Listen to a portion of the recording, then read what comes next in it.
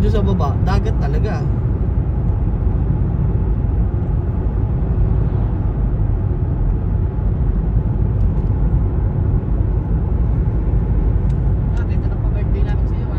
Wala na, huwag ka namang request. Magtitiktok ka sa ano, sa atin Isang araw. Yung regalo ko na, nasa sa cell ko ba? Kunin na natin yun. Hindi naman ang tuntok napakataas, no? Ganda nga. Yellow pa nga yung taas eh. Grabe. Ganda nga.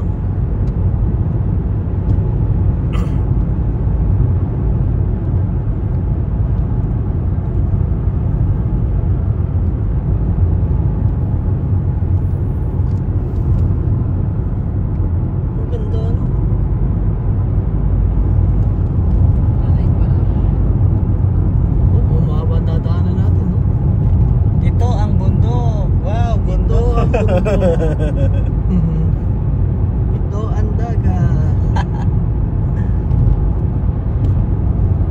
Ayaw mo nun, yun na nang nag-trending. In 600 meters at the roundabout, take the second exit onto Circunvalazione Nuova, SP 235. Nakalive to. Wala pa ang dagat. Tuntok yan. Tuntok. Wow.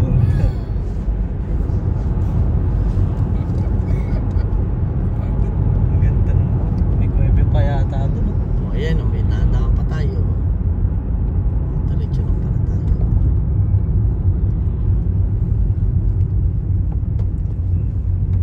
Araw tayo. Paano? Parang Ganda oh. Exit the roundabout onto Circunvalazione Nuova. Continue on SP 235 for 5 kilometers. Ganda talaga.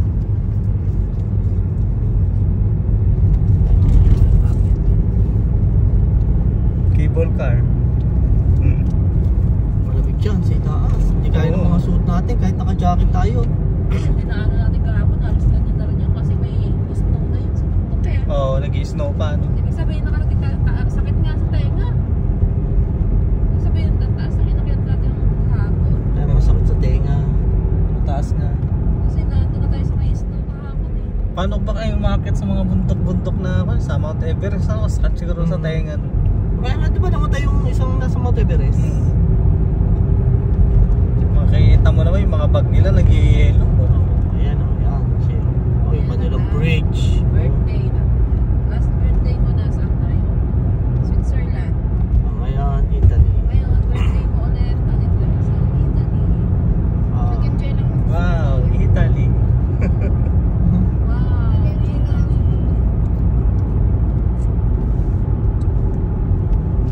Na-enjoy ko ang kwarto ko sa may bahay. Enjoy mo ba? Na-enjoy ko. Gusto ko ngayon. Enjoy mo ba yung kwarto mo? Kasi private yung kwarto. Kasawat ko sa taas mo yun.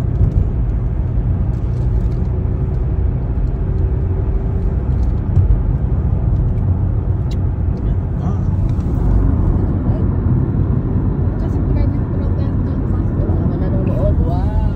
Nanonood. Pag-uwi nyo sa ako na matutulog si Toya sa labas In 3 para sa'yo na yung kilometers, take kwarto. exit Interporto toward Brennero, Modena. Tatay.